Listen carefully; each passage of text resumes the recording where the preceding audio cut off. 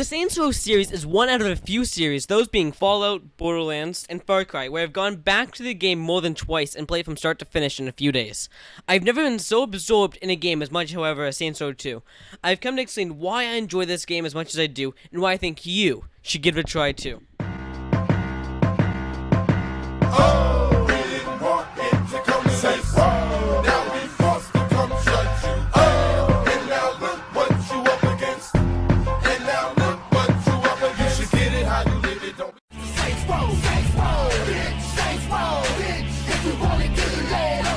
Saints Row as a series was started as a game under the name Bling Bling, which was originally supposed to be a PlayStation 2 title, but was turned into an Xbox 360 title. The game was being made by different teams, one for the Xbox 360 and one for the PlayStation 3. But development was cut for the PlayStation 3 when Saints Row 2 got confirmed, and all resources were put towards Saints Row 2.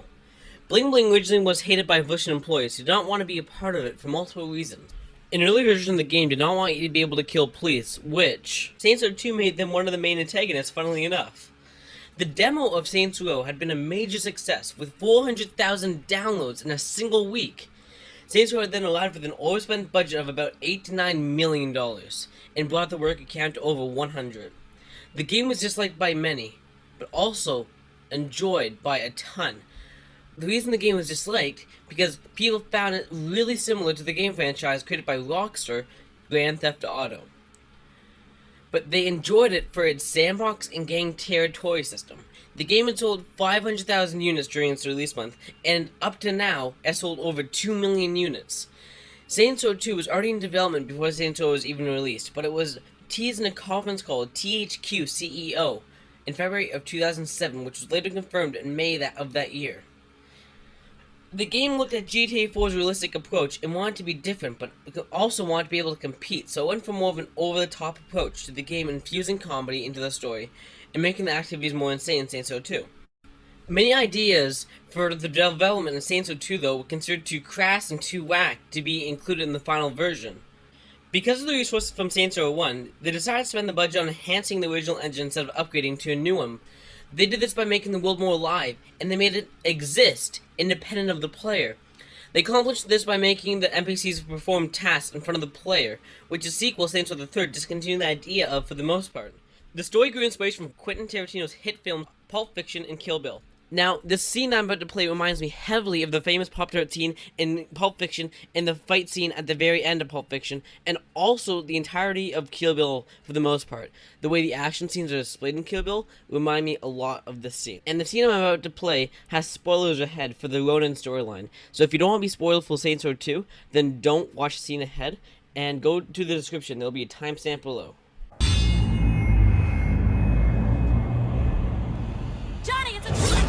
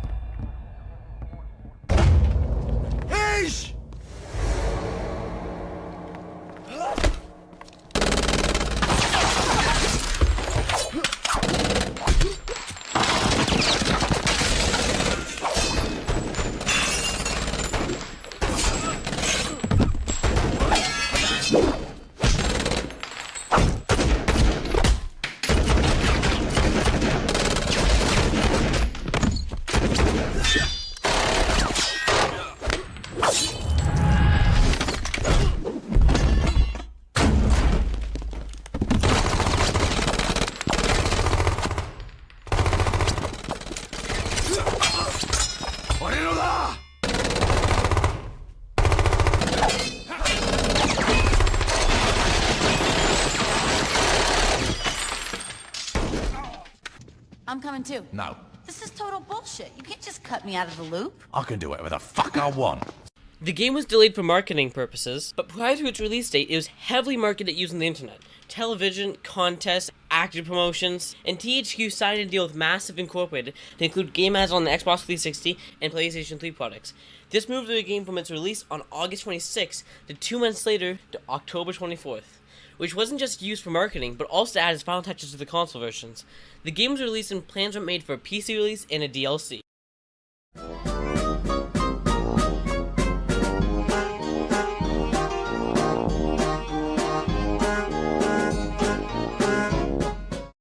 Let me just start off saying that the PC release of this game is known to be one of the worst optimizations of a console to PC port of any game ever created.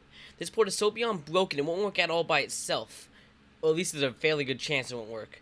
There's a good reason to why this is the case, however. In June 2008, 2HQ announced that a Windows version of the game was being created.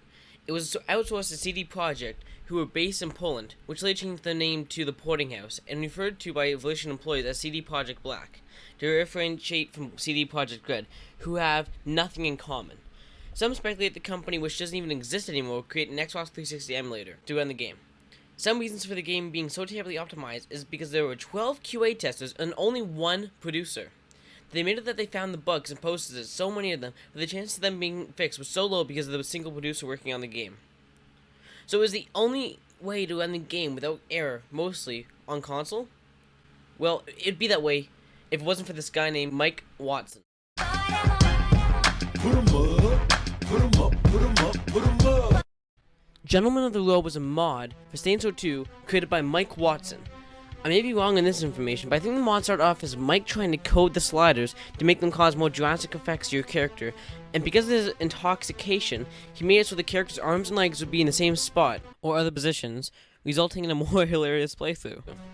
Now, I bring this mod up because unless you are running on an old computer from about a decade ago, you can't play Saints Row 2 without it causing major issues. And this because, as I previously mentioned, the PC port really sucks. And since the source code was lost in the acquisition of the THQ, not much can be done. However, before Mike Watson was hired to work for THQ, he had been working on a mod called Gentleman of the Road, which he still updates and plans to create a new version soon. This mod adds in so many new features like guns, gang members replacements, new cribs like the Ultor yacht, new clothing, and the ability to place other players, but also way more. Not only that, it also patches the games to a point where you can actually run on a computer with reduced crashing, better FPS, and overall more stable game. In the original game for the PC, if you're using like a newer CPU, cars would go twice as fast because of how much the game was botched by the PC port team. Without this mod, the Saints Row 2 modding community would be dead, and the PC player base would be so small. Okay, now that I'm done talking about the production of Saints Row 2, Saints Row 1, and basically the history behind its modding and support and all that, I think it's time to actually start talking about the game itself. The gameplay, the story, the audio, everything. So, here we go.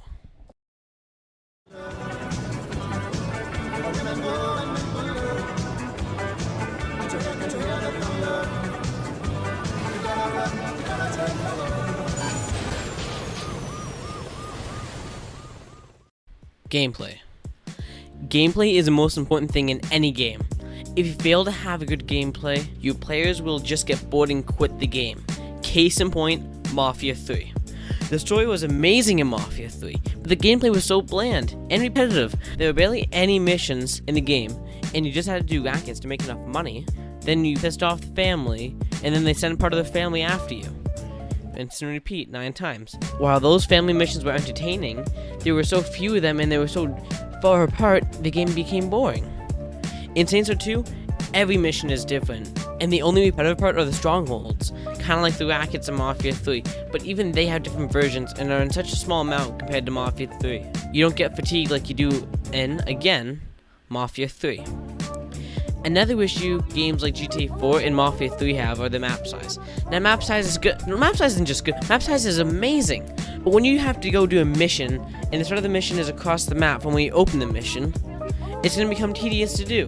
In Saints Row 2, if you open a mission, you get a cutscene that's relevant to the mission, and then you're fairly close to where the mission takes place, which improves a lot on Saints Row 1's mission structure of starting at one side and trying to survive the long drive to the other side of the map, because if you died, you had to start from the beginning without checkpoints. The gunplay is very vital in games that have modern combat. If your gun controls aren't tight and fun and you don't have room for customization, then fighting your enemies will become a chore. A thing I enjoyed in Saints Row 2 was finding new ways to kill my enemies, whether it be a simple shotgun to the face or mow them down with a chainsaw. I never saw the amount of enemies and was disappointed. Another cool feature in this game is crib and character clothing customization. You can purchase safe houses for your gang where a ton of them sit and defend. You can then customize the safe house and make it look nice to give you style points, or just to show the style of your gang, whether it's trashy or pimping. Now, one thing I never took advantage of on the computer, but I did to its full extent on console, was clothing customization. This game has so much clothing customization to choose from. you will no doubt find something that will suit your player. One thing which I touched upon earlier were the NPCs. Now, the NPCs are one of the most coolest part of Saints Row 2. You could be doing anything at all, and when you drive by an NPC, there's a good chance that they're going to be doing an activity or a task. For example, you could just be walking around the city, exploring Stillwater, and you could see an NPC doing yoga, you can see NPCs doing construction, you can see NPCs dancing. There's so many cool things you can see NPCs do, which make the world feel so much more alive. All these things together make me really appreciate Saints Row. Now, there are a few cutbacks to this game. The gun combat is a little arcadey, which I personally don't like, and the checkpoint system is kind of bad. For example, in a mission, there's only about 2 checkpoints per mission.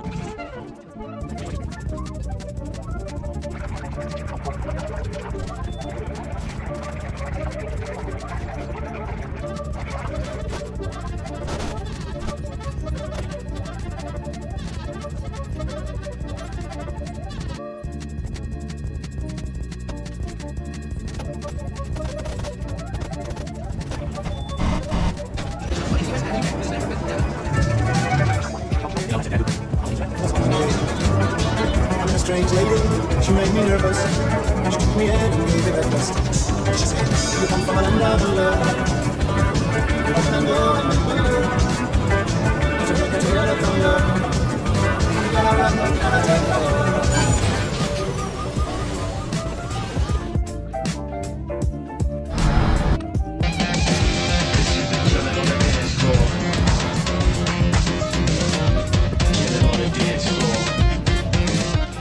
A mod which I really enjoy called More Checkpoints, which I'll link down in the description, adds way more checkpoints and missions, making them much less tedious. Now, all these things together makes me think that Saints Row deserves a score for gameplay 8 out of 10.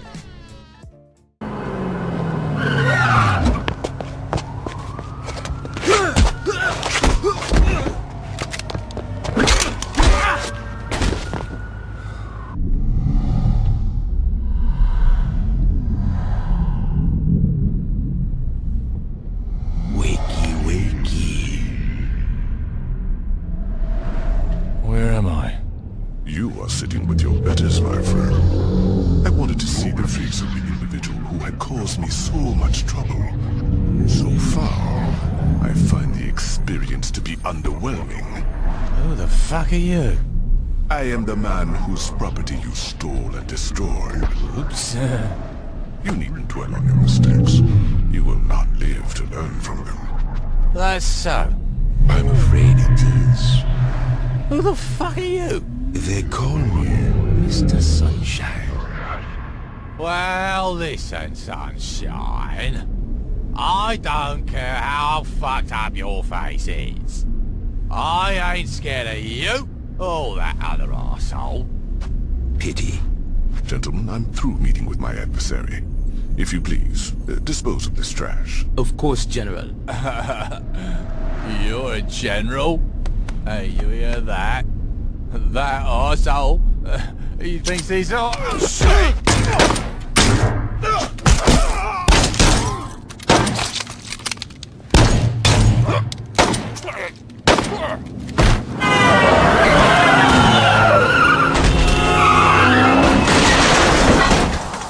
This is a bad time to be fucked up.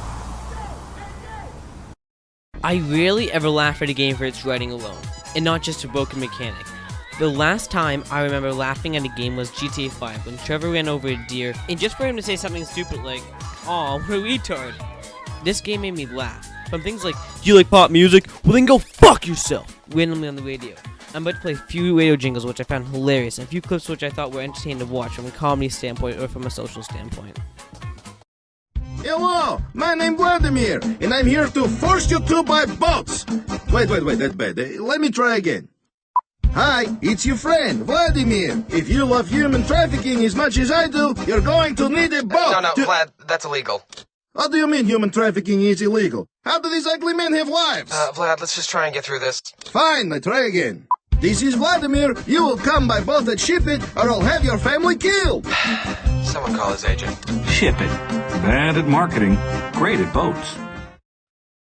Hey there, players. Tired of looking whack? Then get yo ass down to Bling Bling and you'll look dope in no time. Maybe you want to buy something nice for your hoe. After a visit to Bling Bling, she'll be the envy of every bitch in the hood. At Bling Bling, we have fat jewelry for any occasion. Whether cold, chilling at home with a 40 and a blunt, or busting caps in people's asses for not stepping off, there's no reason you can't look hella good while doing it. Who knew looking dope could be as easy as strapping on a jimmy and nailing a bitch? Bling Bling. Market research said our name was cool.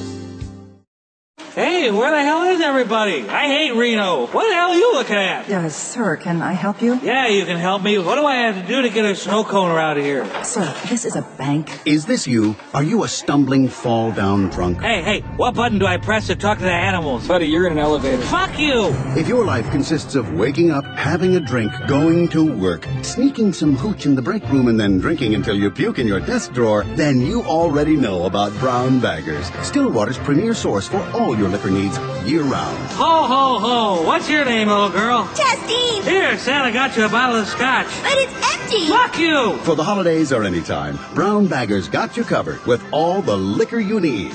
Stop by today. All these aside, its rating from my knowledge didn't rely on pop jokes to create comedy, unlike games not funny at the time like Borderlands 2. Borderlands 2 relied on memes for a ton of its jokes. While some of them aren't just all relying on memes, a lot of them did too. The meme writing factored into Borderlands jokes aging like milk. They age horribly. A lot of the jokes in Saints Row 2 I still find funny the second time over, or even the third time over when I played it for this review. This all makes me look back at the game fondly. Not only the comedic writing is entertaining, but just the banter between the Saints or the Saints and the other gangs also keeps me enthralled, which is why I would give the rating a 10 out of 10. Yes. With you, okay. Now, I can still hear myself. That's going to be annoying, but are you ready? 3? Or can you see them, right? Yeah, I can see them. Get 3, 2, 1, go. It ain't me. It ain't me. It ain't me. It ain't me. I ain't no senator, son. It ain't me. It ain't me. It ain't me. It ain't me. I ain't no fortunate one. No. Some folks are born silver spoon in hand. Lord, don't they help themselves? Lord, don't they help themselves? Oh. But when the taxman comes to the door, Lord, the house looks like a rummage sale. Looks like rummage sale. Yes. Okay, so that was awful. Yeah, because I didn't know. I said those long drives are bad in games, but what makes them bearable? Good music. Mafia 3 did a great job with this, and so did Saints Row 2 with its 8 radio stations filled with mostly great songs and its custom fake DJs. If it wasn't for the DJs in the game, the world wouldn't have been as alive as much as it felt. It really felt like Stilwater was a living city with things like news reports on whatever the Saints Row did, or a funny commercial. I don't nearly all the radio stations, and there are only 2 I don't like. But that's why there's such a huge selection, because everybody has different taste. For its large selection and its custom DJ, I give this a 10 out of 10. For the budget they had, I can't think of any negatives. So what do we do now? This is our city. We do whatever the fuck we want.